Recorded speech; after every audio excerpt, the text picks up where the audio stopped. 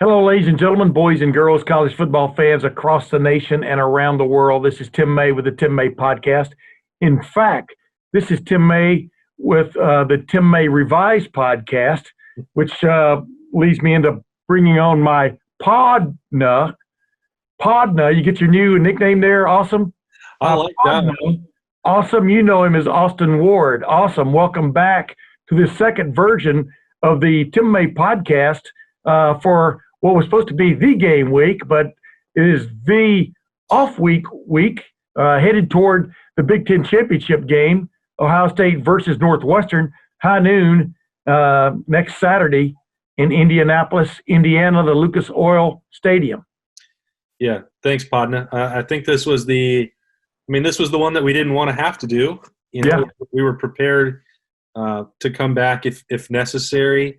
When we talked on Monday, there was optimism, like they're going to return to workouts, and that was the exact same blueprint that Ohio State had followed. And you come back the next day, and they were going to have another workout, another practice, and media availability, and then all of a sudden that went poof, and everything, all optimism, obviously completely vanished, and that was, that was hard to stomach, I think, for everybody.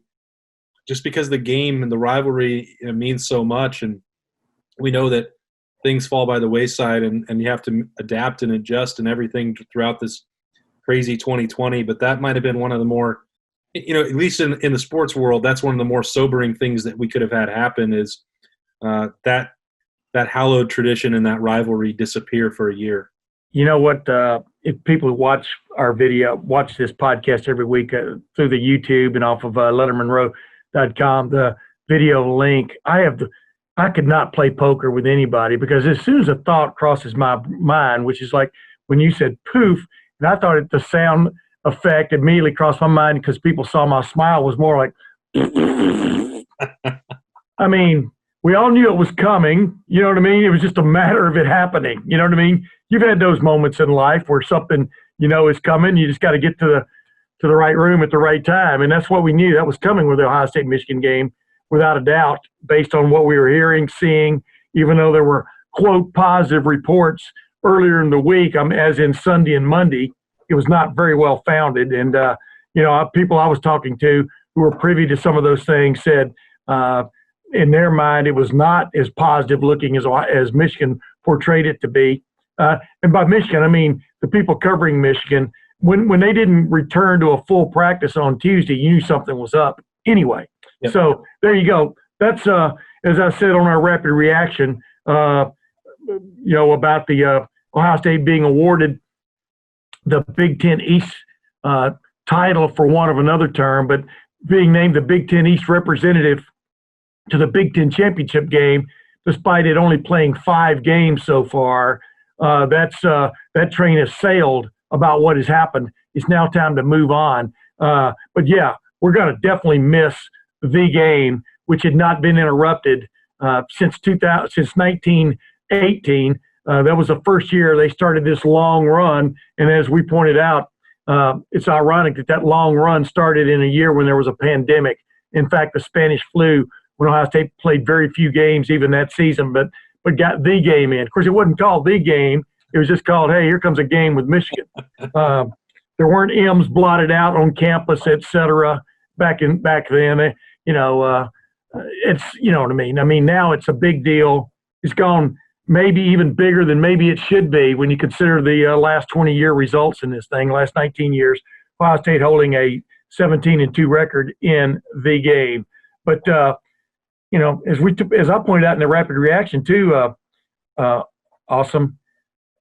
Things have changed in a lot of ways, and this kind of punctuates it because, like I pointed out, Wyatt Davis and Shaun Wade opted back in when was that? Late September, early October, where they had left the team after it looked like Ohio State wasn't going to play in the fall. They opted back in, not to play Michigan again, although that was going to be a bonus for them, but it was to try to get another shot at a national championship, perhaps another shot at Clemson. And they didn't want to leave here with that taste in their mouth that they had from that Clemson game at the end of last season when they were beaten in the college football playoff semifinal. they felt like it was taken away from them in many respects. But then, we all know what went on. Chris Olave and Justin Fields at the end of that game. But the point being, their real goal was to win another Big Ten championship. They'll be going for a fourth straight, unprecedented in the playoff era for sure, and we'll be going for a berth in the college football playoff. And let's just, as we sit here right now, we're Truth in Advertising. We're recording this on Wednesday after we found out Ohio State does get to play in the Big Ten championship game, despite having only played 5 games instead of the quickly required 6. That rule quickly went away, just like they weren't going to revisit playing in the fall.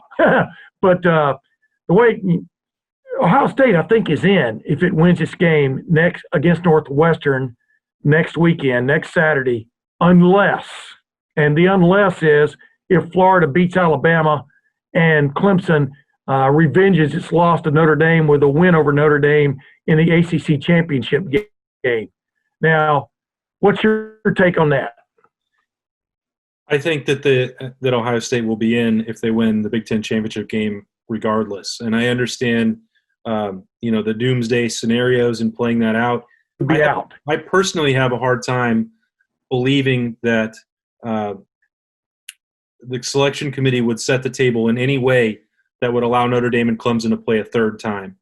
And that doesn't mean just because you separate them, if they could meet in the finals and you still have to watch those teams again a third time, that doesn't work. Everyone is going to tune that out, except in South Bend and Clemson, South Carolina. I don't buy that as a doomsday wrecking device for Ohio. Okay, let me interrupt you right now. But right now, they are telling everybody that Notre Dame is the second best team in the country, and that Clemson is the third best team in the country. And as Greg Barta said, that they're going to pick the 4 best teams in their mind after December 19 games are played on December the 20th. They're going to pick the 4 best teams that they think represent the nation best. I'm being redundant there with best. Yeah. But they're going to pick the 4 best teams. And so if they're saying those are the second and third best teams right now, and they've got this weekend off, we're giving this weekend off a luxury by the ACC, which nobody seems to be making a big deal about. Why would they change their mind after a game on December the 19th? I think that if we've learned anything that you can apply from year to year with the College Football Playoff Selection Committee is dangerous. It's that they will focus on the loss column. So in some ways, it's actually a little bit surprising to me that Clemson has remained ahead of Ohio State. That's one example where I think Ohio State's lack of games has actually shown up. People have talked about who's behind them, 5, 6, 7, 8, and the fact that Ohio State's remained above them because of the eye test. Well, I think the only reason that Clemson remains ahead of Ohio State at this point is because Ohio State has not played more games because they have a loss. Now, there are extenuating circumstances, which leads me to why I think Notre Dame would get dropped out if they were to lose to Clemson in that game. If you have a full-strength Clemson and Trevor Lawrence and they win that game, that should erase a loss on the road without their starting quarterback. That's how this normally works. I could definitely be wrong about that. I've learned 4 or 5 years in a row now of trying to parse what's going to happen with Ohio State and in the final weekend, and I've got it wrong because they would apply one criteria over another that I didn't expect or that didn't make sense based on the way they'd operated before. So I don't mean to say, and I shouldn't and I won't, that it's 100% that Ohio State would get in if they won next week.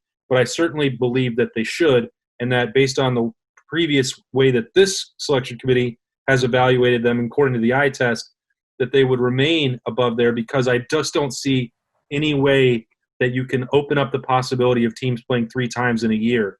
That one other reason that they wouldn't want that is because that immediately means that next year you got to have to go to 8.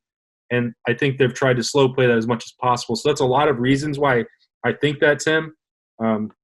Again, I guess they can certainly prove me wrong in whatever it is, 10, 11 days from now. But I have a hard time believing that with undefeated Ohio State, with Justin Fields coming off of what even they accomplished a year ago, which I think could play in some part given the challenges of this year and projecting them forward. All those things to me point that Ohio State gets in with the Big Ten championship trophy. Well, here's the fly on your jam there, or on your, I don't know if you use jam or just jelly, but here's the fly on your jelly. if Clemson barely beats Notre Dame and Alabama beats Florida, which I expect, but, Florida can throw the ball, man, and Alabama, that's where it's vulnerable.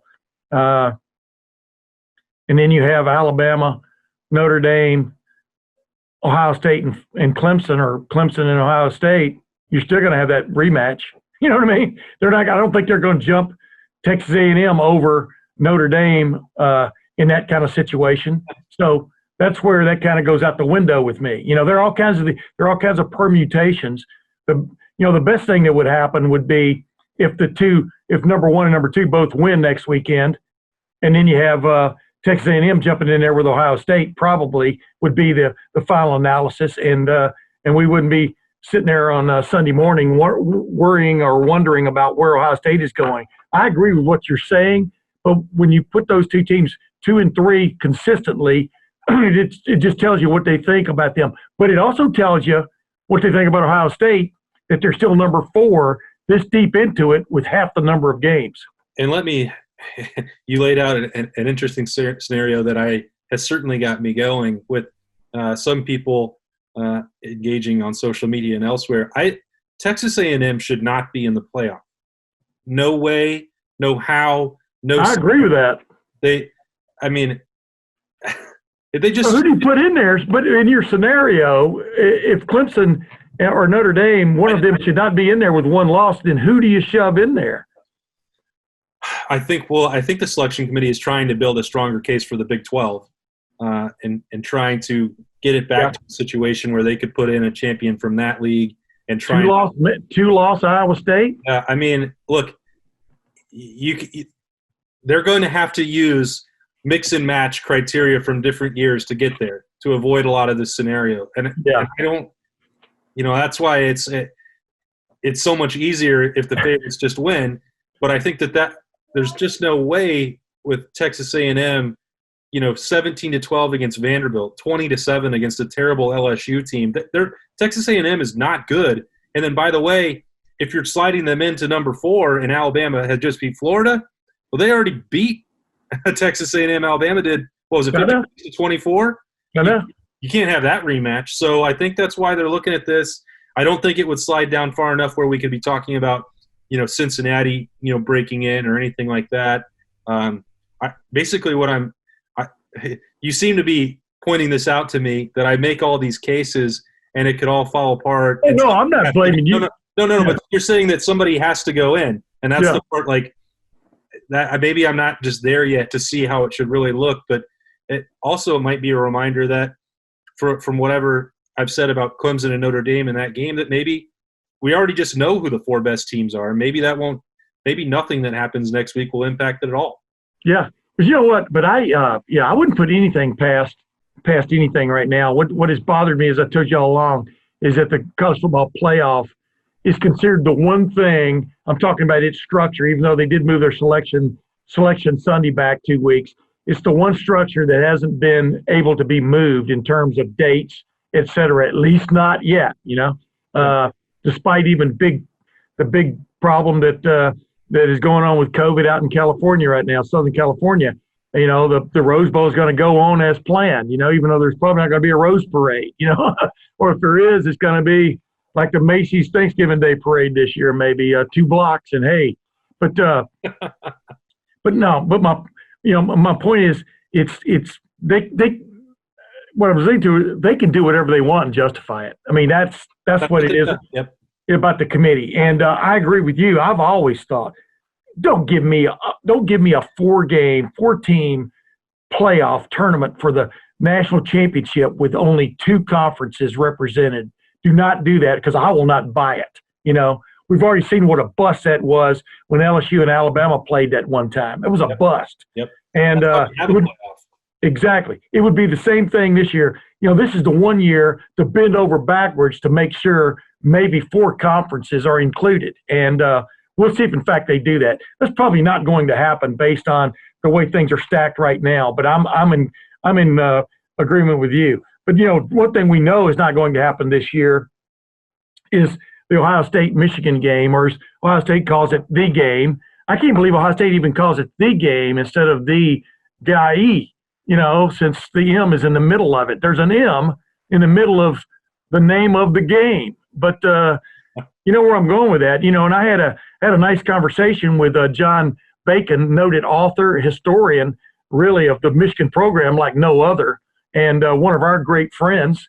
And he and I taped two versions because the previous version was in the previous podcast we dropped earlier this week at lettermenrow.com with us previewing sort of the game and what's coming and what could be in the works for Jim Harbaugh down the road. He's already saying that Michigan, I'm talking about John Bacon, is already being reporting that Michigan is looking at maybe a lesser salary for Jim Harbaugh over the next couple of years, if in fact they get around to renewing his contract, et cetera, and all kinds of maybe wording in that contract. If things don't turn around in a couple of years, more years, maybe it will be time to move on, but the buyout would be far less, et cetera. So he and I taped the second version just in case this happened.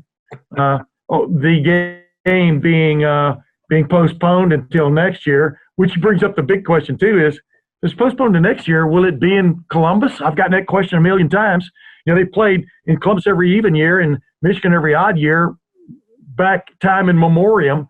We'll see how that changes. I'm sure the Big Ten will tell 3 or 4 national reporters first before they tell us. It's a good thing we went ahead and just scooped them as we speak here on Wednesday. Went ahead and just scooped them today on the fact that Ohio State was getting a reprieve and not off of the 6-game requirement and being able to play Northwestern for the Big Ten championship next week.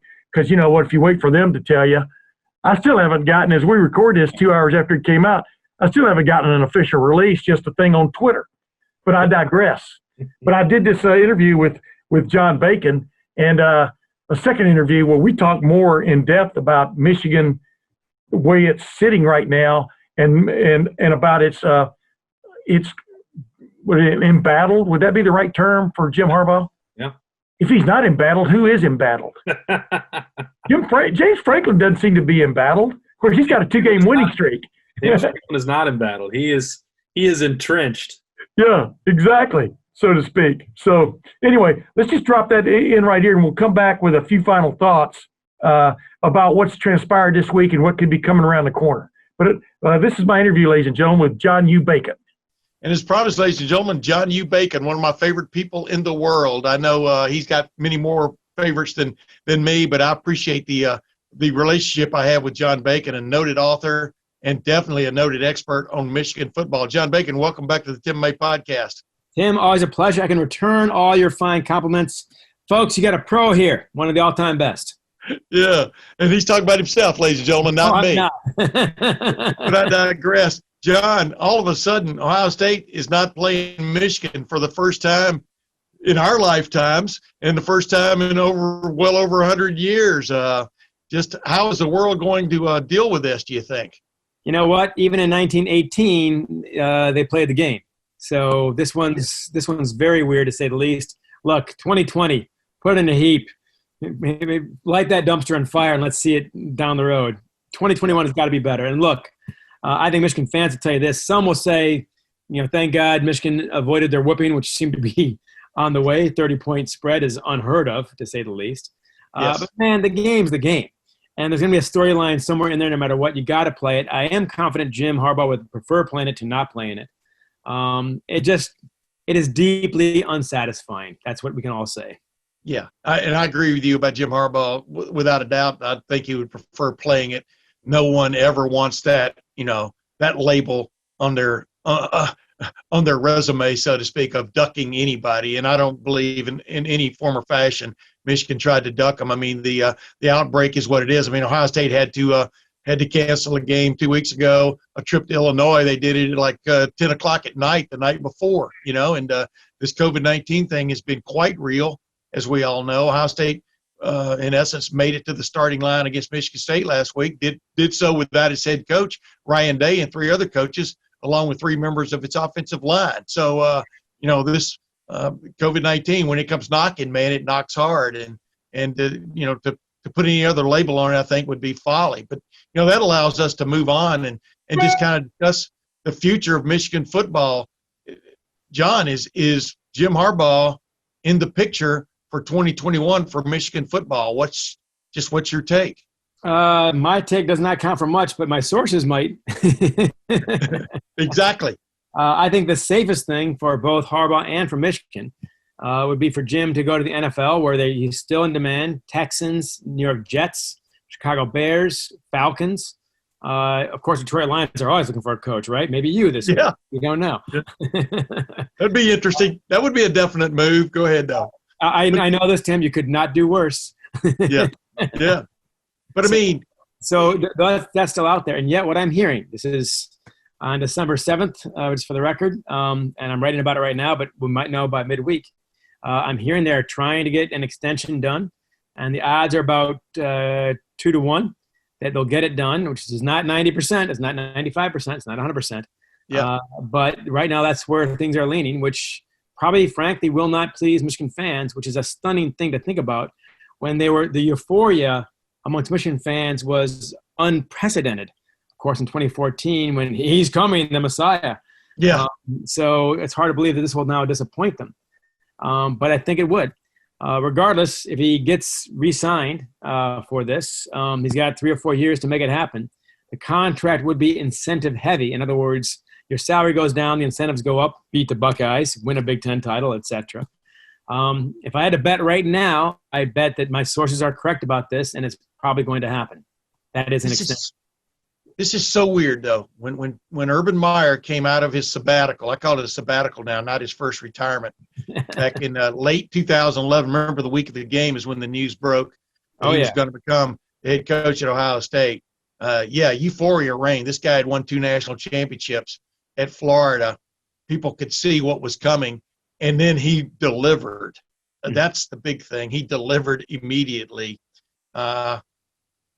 The same. I would put the same euphoria with the Michigan program and the Michigan fans and what they had endured under Rich Rod and Hoke, and they saw, I think, a big turnaround coming, and it didn't happen, John. And we could sit here for 4 hours on this podcast talking about what didn't happen, what didn't come right, but to this juncture, what hasn't happened there? What's missing in the Jim Harbaugh era, other than just the W's, the key W's? Let's put it that way, the big W's. As you might imagine, Tim, I get this question a lot, and my answers are incomplete. However, I can say the first 2 years, which almost makes it harder for Michigan fans now, he went from 5 wins to 10 wins. They were blocking and tackling and having 4-hour practices, all this good stuff. In 2016, of course, 2 top 4 teams met in Columbus, double overtime, and everyone assumes they're that close. Okay, it's a matter of, not if, but when they crack through, of course. And then did pretty well in 2018, got blown out in the horseshoe, Michigan did. What's more mysterious is what happened in 2019, what's happening this year. And it's hard not to conclude, solely looking on the field, that you've lost your team because that team is not playing. Look, it's not just lacking the talent of Ohio State. Penn State was 0-5, man. That game was at home. Michigan State has got 2 good wins, and one of them's over Michigan. And the Buckeyes did what the Buckeyes are going to do to Michigan State. So they got trounced by Indiana. They're just playing bad football, frankly. You are what your record says you are, and 2-4 seems about right. And that is – who saw that coming? I didn't. Well, you can't spell the word malaise without the M, right? And that does appear to be a little bit of a good word to describe this. Can it be? Everybody wants to put simplistic answers on it. For example, lack of developing a big time quarterback. Funny. You thought that would be a given, right? And under Jim Harbaugh, I would think, right? Well, in fact, it seemed to be. Of course, San Diego, that guy got to a camp, a Division II school. Yeah. Obviously, Stanford, of course, Andrew Luck, Kaepernick with the Niners and so on. Yeah. Harbaugh's first year at Michigan, Jake Rudock, a backup at Iowa, ends up being a damn good quarterback in the Big Ten for Michigan. So, he is the quarterback whisperer, and it's not happened since. In fact, it's going the opposite direction. For all the hullabaloo over Joe Milton, the guy flamed out in just a few games. And what used to be the third-string quarterback is now running this team. So that stereotype is certainly out the window at this point, I would say. And just stunning stuff. And they're doing work upstairs on my 127-year-old house, Tim. So bear with me. Okay, somebody's got to fix it. Go ahead, though. It probably won't be me. Yeah, but you know what's funny? Cade McNamara. I like the spark he brought. You know, he looked legit.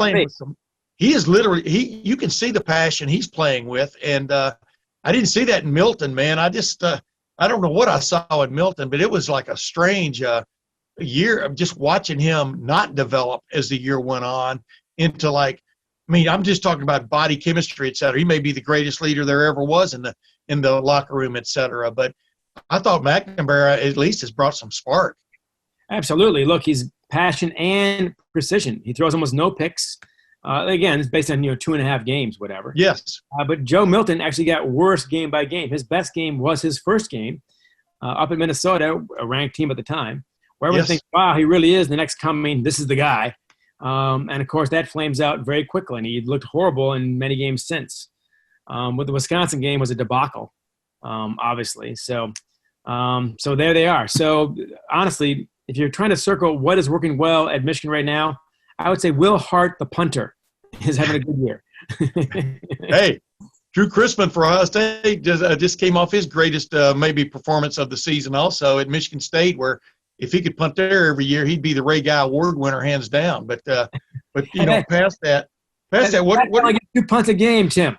Yeah, exactly. There's not a lot of punting going on with the Buckeyes. But past that, so your sources think there's a possible contract extension coming, et cetera.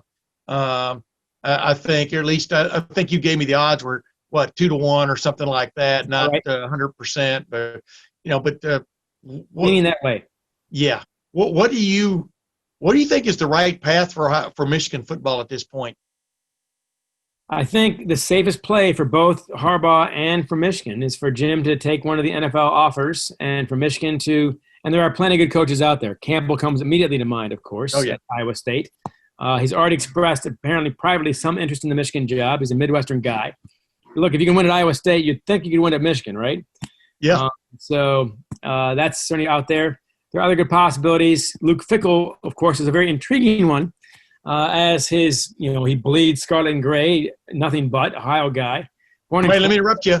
So did Gary Moeller. Go ahead now. I mean, the list is long up here. Yes. We've been picking Ohio's pocket for a long time for coaches and for players. So yeah. Sorry about that drilling. Is that going to screw things up? No, I don't even hear it. I just hear bacon frying. That's all I hear. So there are plenty of possibilities out there. That is the safest move for both Michigan and for Harbaugh. Keep in mind, people don't always do the safest thing. And Jim has faced long odds many times. It does not seem to scare him, so it won't stop him. Okay, let's get to the brass tacks here, John. I don't believe anyone knows more about Michigan football than you do. I'm talking about. There may be people who know as much, but how tough have these last 20 years been? Just don't. I think you're a fan of Michigan, but what always gets me is you're an objective. You're like a lawyer. You just cut right to the chase. Is the way I like about it. You cut right to the facts. And 2-17 against your rival. How tough has this been? Because you remember the days of 2-10-1, John Cooper against Michigan and Ohio State against Michigan. But to be on the other side of that kind of coin, what has it been like? The weirdest part is how, look, when I grew up, first Ohio State game I was aware of as a 7-year-old was 1972, loss, 73, tie, of course, 74 loss, 75 loss. There's always top 5 teams on both sides. Archie Griffin single-handedly ruined my childhood, just for the record. Yeah. And let me add, because he's a star of all 4 games. I met him as an adult, of course, been around him a few times. As you already know, he's one of the finest human beings you'll meet in any line of work. So exactly. I joked with him that now you've also ruined my adulthood because I can't hate this man. You just can't. He's just too much class. So you grew up with that, but those are all tight games. You figure it's got to happen sooner or later. And, of course, 76, 77, 78, Michigan wins all 3. And it's basically been a tug of war back and forth until the 90s and now the 2000s. what's dispiriting for Michigan fans now going forward is how many of these games they're not even in. How many of these games you don't even think they're going to be in. Last year, this year, of course, if they play the game, it's going to be a disaster, probably for Michigan. That is shocking. 2 wins out of 7 teams, you point out. Tim, if either one of us had been offered that as a bet, over under 2 in 2000, I would have bet this very ranch. And I wouldn't have blinked. Yeah. Should an annual game serve as a referendum, meaning you only get to play it once a year? You can have a bad day. You can have a bad, from Michigan's point of view, a bad call, a bad judgment by an official. Should it be a referendum? I'll answer that in 2 ways. 1, of course not. It's only 1 game out of a whole year. 2, It has to be because it's Michigan, Ohio State. And that's the beauty of this thing. There's no second chances. They're not divisional rivals. You ain't going to see them in the playoffs, et cetera, et cetera, et cetera. You get 1 whack at this thing, and then you got a year to think about it, which is what I love about this game. No other sport has this, not the NFL. Certainly not baseball or basketball or hockey. You get 1 shot per year of the most important game on your schedule. That is a beautiful thing. So it's irrational. You're right. It's irrational, but it's what you sign up for. Yeah. Well, John Cooper went 2-10-1 against Michigan, but John Cooper went 2-10-1. You follow my drift? That's 13 seasons. Ultimately, that's not what, in essence, got him fired at Ohio State. It didn't help him at all. In your heart of hearts, before we go here, will Jim Harbaugh be the head coach at Michigan in 2021? You know what? A month ago, I would have said not very likely. But now, just based on my sources, not based on what I think should or might, whatever happened. Based on my sources, I think that he will be. That's how Michigan rolls. Now, the fans may not like this, and certainly the pundits are we're at Michigan all day long. But if you're asking me what's going to happen, that is the most likely scenario. Yeah, even in a week, in a year like no other, when there wasn't a version of the game still comes to the forefront as far as the Big Ten is concerned, as far as Ohio State, Michigan are concerned. Right, John Bacon? There's no question. And look, what I love about Buckeye fans is this is still, even when Michigan's down, this is still their game. I also agree with Chris Spielman, who said a few years ago, of course, that, hey, Michigan's not upholding their end of the deal. Buckeye fans, I know, and I know plenty, not as many as you do, but I know a lot, and they've been quite good to me, shockingly. Yeah. If you're fair, they appreciate it. So anyway, I'd say about 80% want Michigan to win sooner or later to make the thing count again. Now, of course, it's never this year. They don't want to lose this year. But in general, as a hypothetical, 20% just want to hammer Michigan every chance they get. But I think the general sentiment is for this thing to really be what it's supposed to be, it can't go 2-17. It's not how it works. Yeah. I was going to say, Army-Navy, one of the things that made it big with Alabama-Auburn was the occasional one-sidedness of it, through a span of years. But 19 years is a long, long time for it to be one-sided. And, it kind of tilts it, so to speak. And yet, Ohio State still wants it to go on a little bit longer because they still haven't, equated the series overall, the series record. But Michigan did have that big head start way back when. Well, yeah, and look, it's about a 20-year head start on the program, I think, something like that, just to start out with. Then they're in the Big Ten, of course, 20 years before the Buckeyes. So all that stuff, hey, look, I guess all those games count. 22-17, man. That is – I count basically the rivalry from 1918 forward. When they're both in the Big Ten, now it matters. Yeah, the games before, the Fielding Yost games all count and blah, blah, blah. But it's basically the last 100 years. The last 20 years, that's 1/5 of that rivalry. Yeah. At some point, exactly. That's kind of what it is, right? So, yes. Well, ladies and gentlemen, that's John Bacon, and I always love when Bacon's frying in the Tim May podcast. John, thanks for joining the Tim May podcast again, my man. Tim, always a pleasure, and I'll do it anytime. How about that? There's my promise. Hey, seriously, if things come down, I may get you on again next week, or 2 weeks from now, if in fact that extension comes through, or the what's the opposite of an extension? Reeling in the big ones. But ladies and gentlemen, right. there's few people in the world I like more than John Bacon. Thanks for joining the Tim May podcast, my man. Tim, always a pleasure, pal. Thanks. okay, we're not going to get out. We're not going to move any farther from this. John Bacon knows, like I said, Michigan football about as well as anybody, right? And there are some big decisions being made up there, right? Awesome.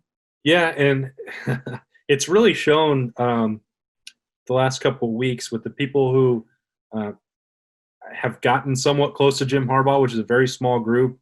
The amount of information that is reliable about his situation and why some of the outside speculation, at least, from what we might do in Columbus, why it doesn't apply to their situation. There would be no question whatsoever in Columbus if that record existed for the head coach of the Buckeyes. There wouldn't be a conversation about an extension. There would not be that coach would have been fired. He probably would have been fired last year. And I think that's really been laid stark here, the differences between these two programs and what they want to accomplish. And I hope that this doesn't mean that the rivalry can never come back to the glory that it once had, but Michigan simply does not seem to treat it with the same urgency, importance, fervor. Yeah, they don't. It doesn't seem to be the priority for them the way that it is for Ohio State, which is why they lose it every year. So I don't. It's been fascinating to see this play out, especially with this situation, because you just can't relate to it. That would not be how we would be covering that situation if it was reversed. A definite repeat from that first version of this podcast we dropped earlier this week is going to be the conversation you and I had. Let's just kind of try to recreate it, but with some prompting from me and maybe you prompting me, you prompting me, me prompting you, you prompting me. There we go. I finally said it right the third time. Austin, really, I've said you can't spell malaise without the M. The malaise, you came back with the Malaise and Blues. And then you said Malaise and Blue. Malaise and Blue.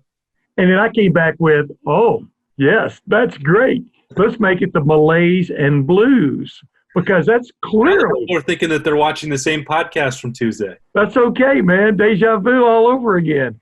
That's one of the great lines of all times, isn't it? I mean, but it's not just funny, ha-ha. It's funny as in ironic. I mean, this is they were so beating themselves on the chest in the 1990s and even into the early 2000s, even though the streak was, the malaise was about to begin and they didn't know it. The fire was over the ridge. It wasn't going to hit them. Well, it did.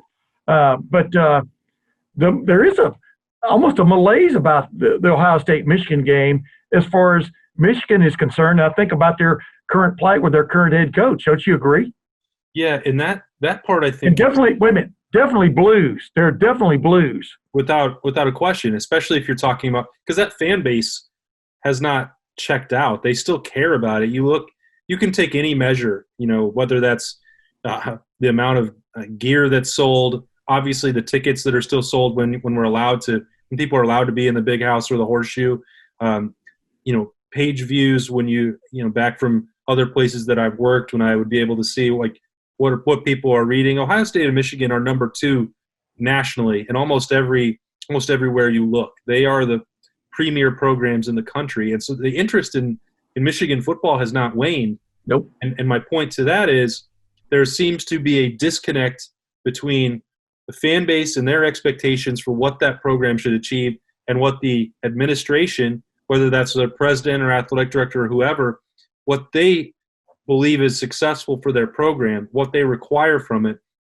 Because like I said, if this had happened in Columbus, there is no way that it would be acceptable what Jim Harbaugh has done. I mean, this is 6 years, and they're talking about letting him stay through 7 and giving him an extension. Now, maybe that extension is designed not to be fulfilled, but that's not the point. You would have never got to this level if that coach had been in Columbus. So that tells you, or tells me, that Ohio State's mission, its university, its every part of it is working in lockstep, that this is important and this is what they want to accomplish. And that's the same with what the fan base expects. And Michigan seemed to be completely on separate tracks. And that's created this problem because they're not meeting the expectations for each other. And I don't know how they solve that. Yeah, the interesting thing, it's maybe it's because they're still trying to portray they're the Harvard of the Midwest, and football is just this polite little game that's played every Saturday that gives them some reason to go rah-rah or sis boom bah or whatever. Now that's what they used to proclaim when they were winning Big Ten championships left and right. They haven't played for a Big Ten championship in the tournament era, what I call East versus West or legend versus leader. Yep. Legends versus leaders, man. Another great decision from the Big Ten. That's another unbelievable. I mean, there was never a stark line more stark than the line between East and West in this league, and they decided to come up with something more, as a buddy of mine said, more cleaver. But I digress. I don't even know where I was going with that, except to say that maybe they're trying to show that they're above that. They're above just wins and losses, even though it didn't stop them with Rich Rodriguez and Brady Hoke, and really didn't stop them with Lloyd Carr. Lloyd Carr kind of ran out of gas because I think he got tired of the, after the App State game and everything, it kind of started that downhill slide and kind of got tired of it. But, the remarkable thing is the last 19 years, as Ohio State's gone 17-2, the other thing that's happened in the Ohio State football program is, I believe, the caliber of student they're recruiting as football players, not every one of them, but the caliber has gone dramatically upward based on APR, things like that you judge those things by, graduation rates.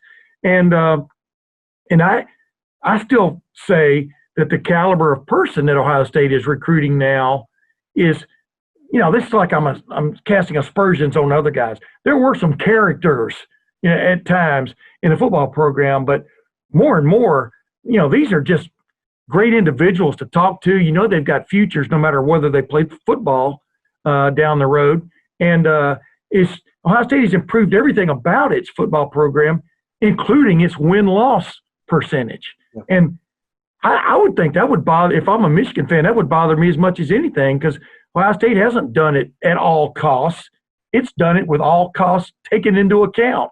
You follow my drift? Well, and I think that's one of the parts about that program that makes no sense is that when you talk about the, combination of thinking that they're the champions of the West and the Harvard of the Midwest, well, what are they getting out of? They're still making significant investments in the program. I'm not pretending that they aren't, but a lot of them are, going to Italy, and those are seven-figure payouts during spring football, or on top of spring football. And what is the payoff? As you said, they've not been to Indianapolis even one time, before Jim Harbaugh or after Jim Harbaugh. So, I mean, where there seems to be some alignment problems. That is interesting that they've been to Paris and Rome more times than they've been to Indianapolis. Right.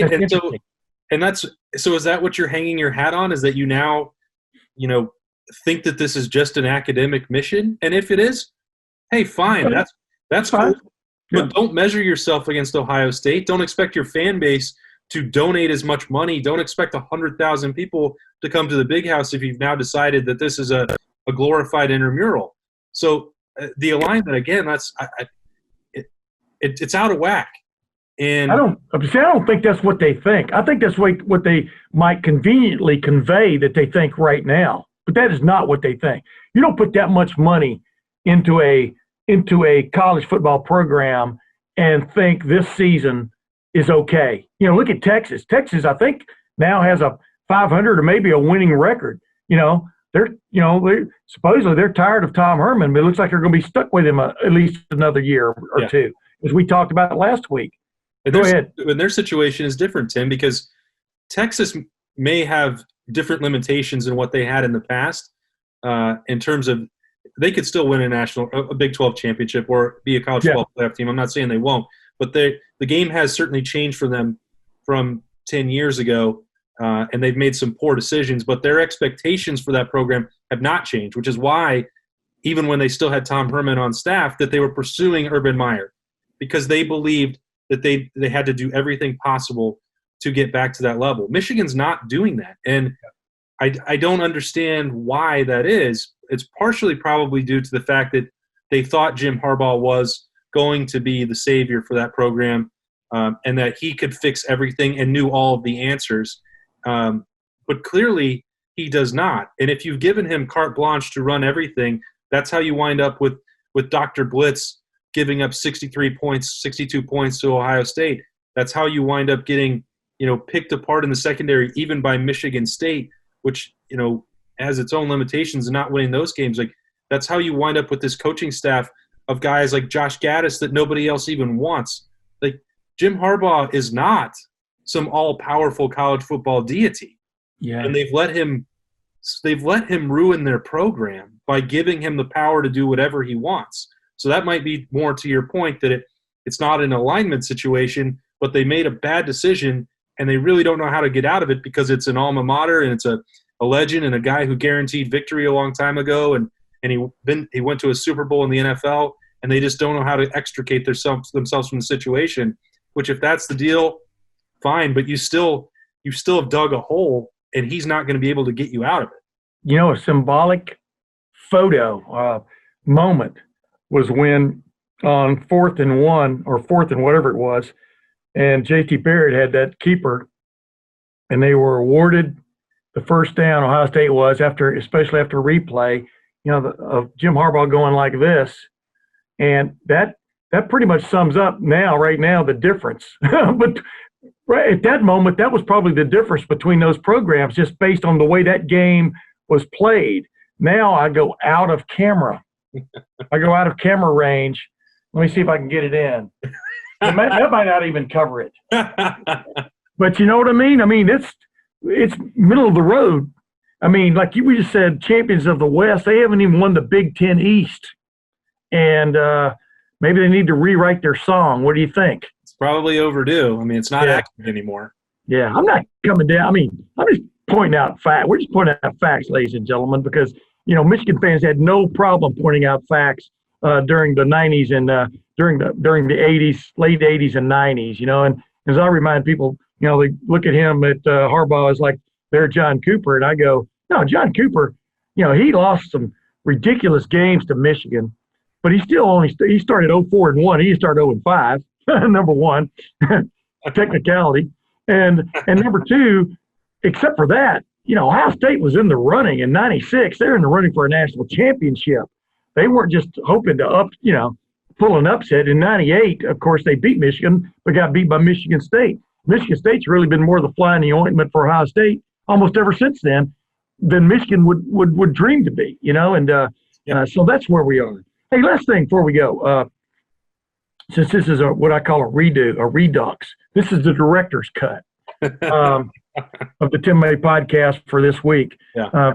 Do you think what is Ryan Day thinking right now? I mean, every time he turns around, something has been pulled away, from this team, this team that he really thought, I thought, you thought, a lot of people thought was big time, one of the three, in my opinion. I didn't have Notre Dame in that list. Yeah. The three best teams in the country going into the year.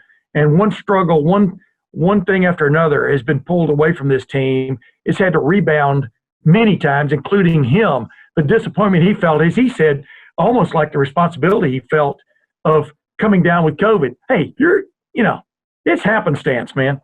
But what do you think he's feeling right now? Do you think he's feeling like, yeah, we do get that shot, we're going to come out and show them? I mean, what do you think is on his mind right now? Because it would behoove them, and we'll talk about this next week more, but it would behoove them, as my wife would say, to put a number on Northwestern, because you don't want to leave any doubt that you're the best team, at least in the Big Ten. Yeah, I don't think they will have to go 59-0 against Northwestern, but they certainly will want to, and we'll talk about that next week. But yeah, might be easier said than done is what I will talk about next week. I think it's hard to know. He does a great job of most of the time staying even keel and never letting anybody see behind, the emotional guard. But I believe that there's a lot of anger. There's a lot of frustration about the way that this has played out. And, you have to manage that. It's difficult. We all have our frustrations that we've dealt with this. Like I can understand where he's coming from. We're not in his shoes or trying to win a national championship, but anybody getting through this year has had things that they've had to sacrifice. They've had things that they're taking away. So in that perspective, we can relate a little bit to him where ordinarily we wouldn't be able to. So I think this is just a real test again for him of how to respond to adverse situations, which he's had to do since the second he took over. He's done it very well. Yeah. But this is,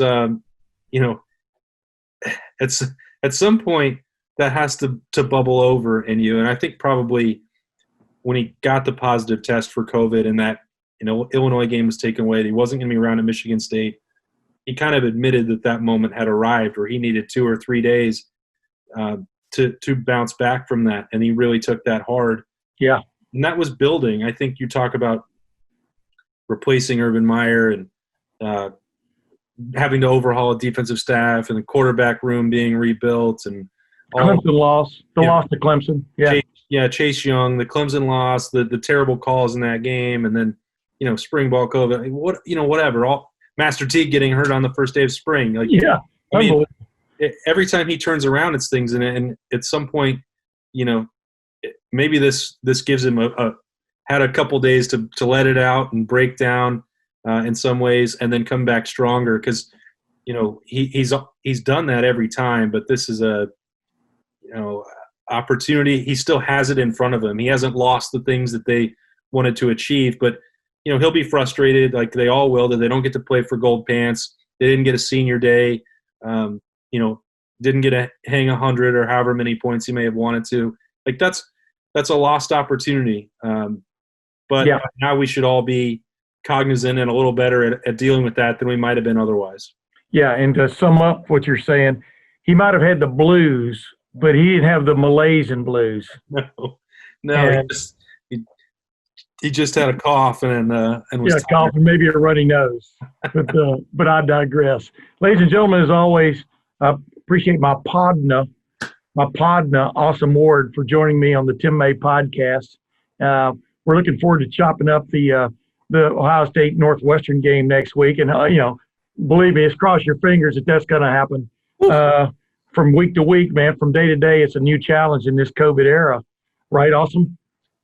Knock on wood. I got right on this desk right here. Let's get to December 19th. Me too, and I may tell you even more why I'm knocking on wood right now.